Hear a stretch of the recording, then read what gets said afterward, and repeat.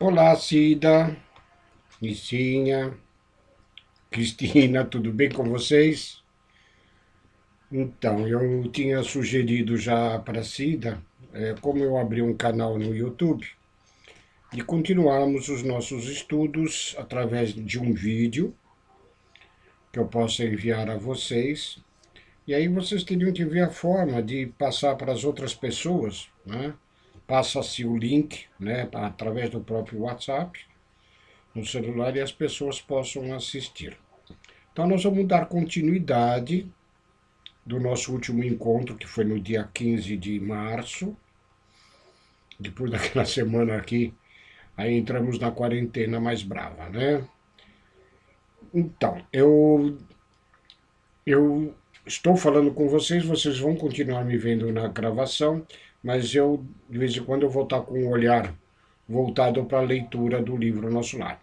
Seria interessante que, para assistir este vídeo, você estivesse com o livro do Nosso Lar também nas mãos para poder acompanhar a leitura, né? E na medida que o tema vai se desenrolando, nós vamos conversando, dando explicações. E assim, fica aberto sempre, né, para sugestões de como a gente pode melhorar esse canal de comunicação, comentários sobre a própria obra, né, às vezes algum questionamento, se surgir alguma dúvida, a Cida tem meu contato, meu WhatsApp, e a gente pode estar se comunicando sempre que necessário, ok? Então, dando continuidade na matéria, nós tínhamos visto no último capítulo que nós chegamos a analisar, que foi o 31, que era sobre vampiro, né? Aquela questão que André Luiz aborda sobre aquela mulher que praticava os abortos, né? Mas que ainda não trazia os verdadeiros sentimentos de fraternidade no coração. Iniciando então o capítulo 32, Notícias de Veneranda, né? É aquela ministra lá da regeneração, né? Então vamos começar o capítulo. André Luiz começa dizendo: agora que penetrara o parque banhado de luz, experimentava singular fascinação. Aquelas árvores acolhedoras, aqueles virentes, sementeiras reclamavam-me a todo tempo. De maneira indireta, provocava explicações de Narcisa, enunciando perguntas veladas. No grande parque, dizia ela, não há somente caminhos para o umbral, ou apenas cultura de vegetação destinada aos sucos alimentícios. A ministra veneranda criou planos excelentes para os nossos processos educativos. Ela é assim uma espécie de, eu diria, pelo que a gente vai ler adiante, uma decoradora, né? Lá nos salões da natureza em nosso lar. E observando minha curiosidade sadia, continuou esclarecendo. Trata-se dos salões verdes para o serviço de educação. Entre as grandes fileiras das árvores há recintos de maravilhosos contornos para as suas conferências dos ministros da regeneração, outros para ministros visitantes e estudiosos em geral, reservando-se, porém, uma assinalada beleza para as conversações do governador quando ele se digna de vir até nós. Periodicamente, as árvores eretas se cobrem de flores, dando ideia de pequenas torres coloridas cheias de encantos naturais. Temos assim no firmamento o teto acolhedor, com as bênçãos do sol ou das estrelas distantes quando noite. Devem ser prodigiosos esses palácios da natureza, acrescentei. E de fato, se a gente imaginar um salão natural no meio de um bosque, né, numa clareira, com árvores coloridas de diversos tipos de flores, né, deve ser algo bastante deslumbrante. Sem dúvida, prosseguiu a enfermeira entusiasticamente. O projeto da ministra despertou, segundo me informaram, aplausos francos em toda a colônia.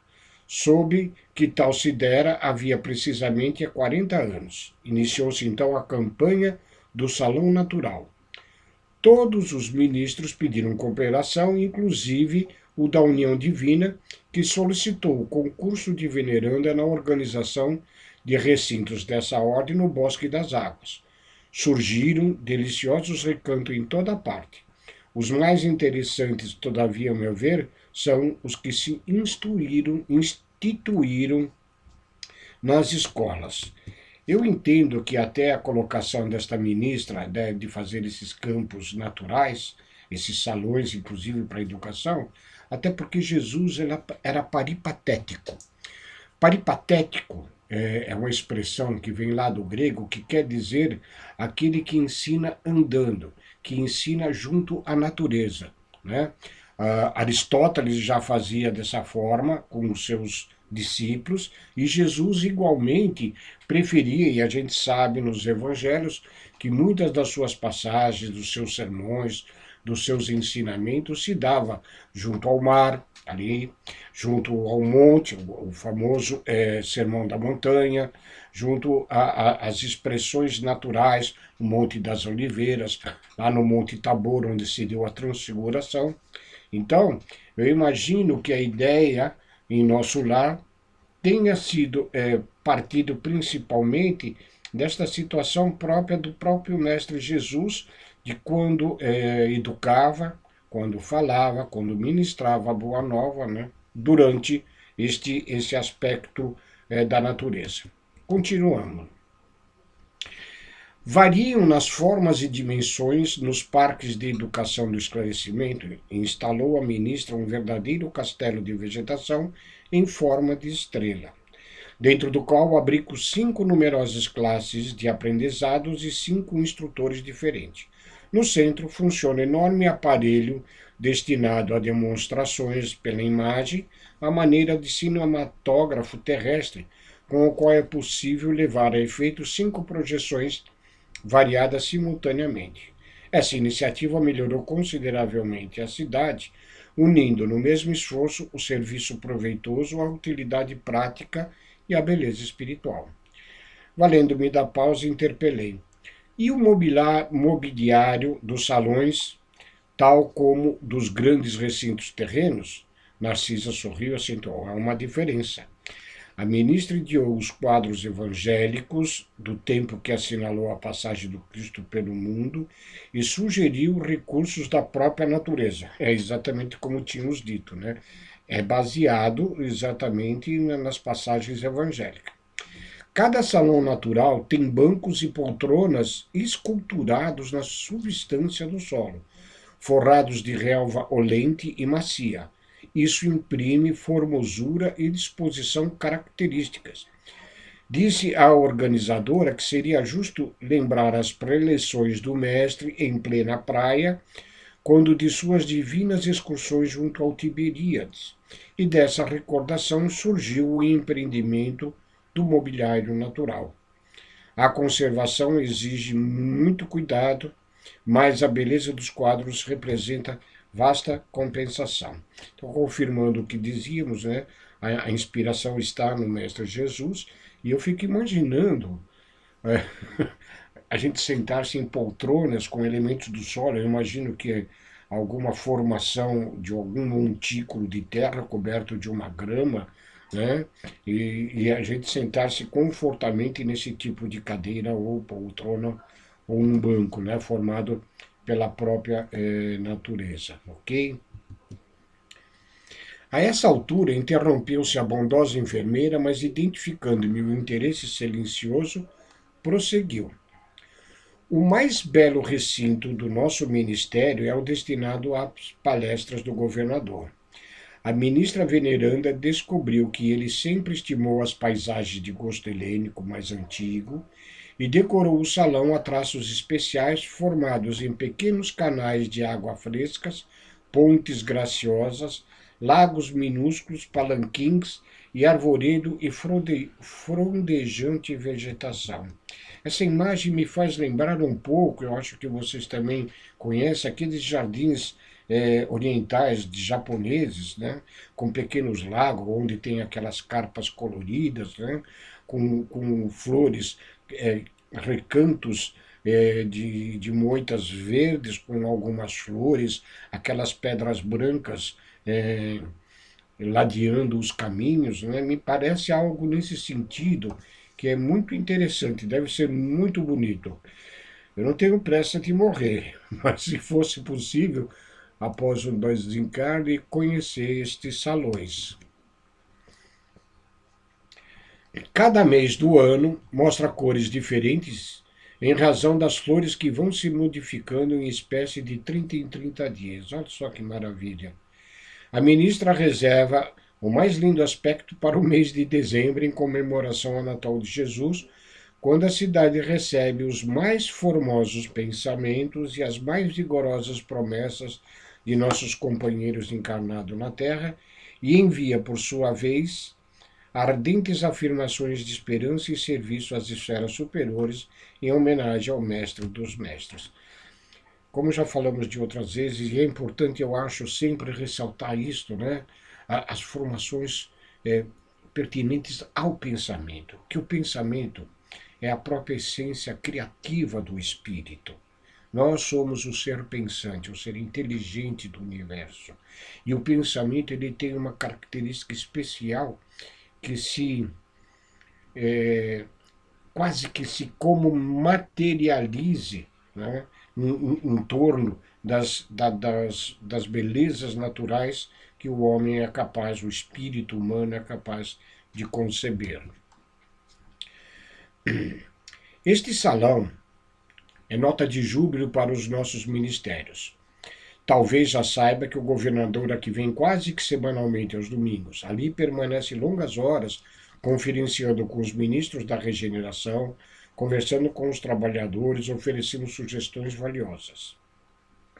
Examinando nossa vizinhança com o Brau, recebendo nossos votos e visitas e confortando enfermos convalescentes. A gente não pode esquecer que estamos exatamente naquela parte externa dos edifícios da regeneração, onde no capítulo anterior nós vimos a presença daquela senhora que tinha aqueles pontos negros em volta, né? E isso está próximo à fronteiriça ao próprio umbral. Eu imagino que quem seja extraído do umbral, e isso a gente vai ver em algum capítulo mais adiante, né? Ao se deparar com estes salões, deve-se ficar deslumbrado. À noitinha, quando pode demorar-se, ouve música, o governador, né, estamos falando dele, e assiste a números de arte executados por jovens e crianças do nosso educandário. Interessante a referência, né? Crianças e jovens. Nós sabemos que os espíritos são eternos e que o espírito de uma criança aqui na Terra é animado por um espírito que já tem provavelmente séculos, milênios de existência. Mas na fase de transição, no desencarne de crianças e de jovens, ainda se mantém uma certa aparência física da última encarnação, mantendo-se esta aparência de jovens e crianças, só para comentarmos. A maioria dos forasteiros que se hospedam em nosso lar costumam vir até aqui só no propósito de conhecer esses palácios naturais, que acomoda confortavelmente mais de 30.000 pessoas. Ouvindo os interessantes informes, eu experimentava um misto de alegria e curiosidade, dizendo André Luiz. E Narcisa continua: o salão da ministra veneranda é também esplêndido recinto cuja conservação nos merece especial carinho. Todo o nosso préstimo será pouco para retribuir as dedicações dessa abnegada serva do Nosso Senhor. Grande número de benefícios neste ministério foram por ela criados para atender aos mais infelizes. A sua tradição de trabalho em nosso lar é considerada pela governadoria como das mais dignas. É a entidade com o maior número de horas de serviço na colônia e a figura mais antiga do governo e do ministério em geral. Permanece em tarefa ativa nesta cidade há mais de 200 anos. O entendimento que temos até por conta de instruções do próprio Emmanuel, quanto mais evoluído é o espírito, mais tempo ele permanece na erraticidade, como está definido na codificação de Kardec, no plano espiritual. Sabe-se, por exemplo, que o próprio Emmanuel, atualmente, ele encarna-se ou reencarna-se a cerca de cada 500 anos. Né? Nós tivemos a última encarnação dele, sabida por informações do próprio Chico Xavier, como o Padre Manuel da Nóbrega, que esteve aqui no Brasil e aqui desencarnou. Não, eu acho que ele desencarnou em Portugal, acho que ele volta. Depois eu vou pesquisar esse assunto. Mas o próprio Emmanuel encarnou pelos anos 500 e pouco, século XVI, e segundo informações do próprio Chico, deve ter reencarnado aqui por volta do início, bem no início do século XXI. Segundo estima-se, o Emmanuel reencarnado aqui no interior do estado de São Paulo deve contar algo como entre 18 e 20 anos de idade, ok? Impressionado com as informações, adiantei. Como deve ser respeitável essa benfeitora? Você diz muito bem, detalhou Narcisa com referência. É a criatura das mais elevadas da nossa colônia espiritual. Os 11 ministros que com ela atuam na regeneração ouvem-na antes de tomar qualquer providência de vulto. Em numerosos processos, a governadoria se socorre dos seus pareceres. Com exceção do governador, a ministra veneranda é a única entidade em nosso lar que já viu Jesus nas esferas resplandecentes. Então, para ser um espírito que chegue a ver a figura do amado mestre, né, tem que ser um espírito já de uma hierarquia mais elevada, sim. E a gente vai ver aqui a explicação do porquê ela ainda se encontra no patamar de nosso lar, que é uma colônia espiritual praticamente vizinha à crosta terrestre, ok?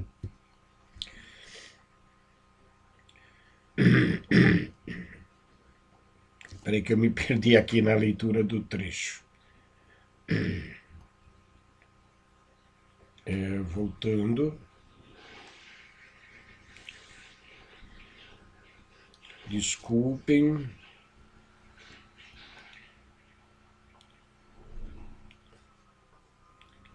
Tá, então relendo esse trecho aqui que eu tinha perdido a sequência. Com exceção do governador, a ministra veneranda é a única entidade em nosso lar que já viu Jesus nas esferas resplandecentes, mas nunca comentou esse fato da sua vida espiritual e esquiva-se a menor informação a tal respeito, característica de espíritos humildes. Além disso, há outra nota interessante relativamente a ela. Um dia, há 4 anos, nosso lar amanheceu em festa. As fraternidades da luz que regem os destinos cristãos da América homenagearam veneranda, conferindo-lhe a medalha do mérito de serviço e a primeira entidade da colônia que conseguiu até hoje semelhante triunfo, apresentando 1 milhão de horas de trabalho útil, sem interromper, sem reclamar e sem esmorecer. Talvez ter tantas horas de trabalho seja uma coisa bastante comum na espiritualidade. Agora, com esta referência, sem interromper, sem reclamar, sem esmorecer, não é característica de qualquer espírito, não, e dependendo do grau de evolução, com certeza, muitos de nós provavelmente não temos ainda esta capacidade de doação, de trabalho, em prol de tantas pessoas, em prol do próximo. Generosa comissão veio trazer a honrosa mercê, mas em meio do júbilo geral, reunidos a governadoria, os ministérios e a multidão na Praça Maior, a ministra veneranda apenas chorou em silêncio. Entregou em seguida o troféu aos arquivos da cidade, afirmando que não o merecia e transmitindo à personalidade coletiva da colônia apesar dos protestos do governador. Característica de espírito elevado, característica de espírito já humilde, de entendimento de que o que o espírito faz em prol do próximo nada mais é do que a obrigação, como Jesus nos afiançou em seu evangelho. Ela desistiu de todas as homenagens festivas com que se pretendia demorar mais tarde, e o acontecimento jamais comentado, a honrosa conquista. Extraordinária mulher, disse eu, porque não se encaminhas às esferas mais altas? Agora vem aquela explicação por que ela ainda está em nosso lar. Narcisa baixou o tom de voz e declarou: intimamente, ela vive em zonas muito superiores à nossa e permanece em nosso lar por espírito de amor e sacrifício. Soube que essa benfeitora sublime vem trabalhando há mais de 1000 anos pelo grupo de corações bem-amados que demoram na terra e espera com paciência. Vejam, espíritos de elevadíssima hierarquia se sujeitam a estar numa condição inferior à que ela tem o merecimento pela sua própria elevação, pela sua estatura espiritual, em prol daqueles com que ela conviveu e que ficaram à retaguarda, sabe-se lá por tantos quantos motivos, né? E uma questão, por cerca de 1000 anos, como nós os conhecemos, os períodos da Terra, ela espera pacientemente para trazer aqueles corações bem-amados junto do seu coração amoroso. E aí André Luiz pergunta: como poderei conhecê-la? Perguntei impressionado. Narcisa, que parecia alegrar-se com o meu interesse, explicou satisfeita. Amanhã, à tardinha, após as preces, a ministra virá ao salão a fim de esclarecer alguns aprendizes sobre o pensamento. Então, queridos, de nosso lar, sobre o nosso estudo do nosso lar, do livro Nosso Lar de André Luiz. A gente vai fazer esse vídeo até para não ficar muito extenso, capítulo a capítulo, e à medida que eu vou conseguindo gravá-los, eu vou passando aí o link para a Cida, ou se a Cida fizer um grupo das pessoas para assistir esses vídeos, e vocês ficam assim, a gente fica aberto a um diálogo através da comunicação remota, dando ideias, dando sugestões, colocando pontos de vista diferentes do meu. Eu não sou o dono da verdade, com certeza, então as interpretações que eu faço um pouco do livro é um pouco do meu próprio conhecimento e que pode ser um pouco diferente do conhecimento de vocês. Então ficamos assim com esse canal aberto e como eu tenho que gravar aulas também para as outras casas com que a gente trabalha, então de vez em quando que eu faço um capítulo novo e passo para vocês. Um abraço, fiquem com Deus e se cuidem, ok?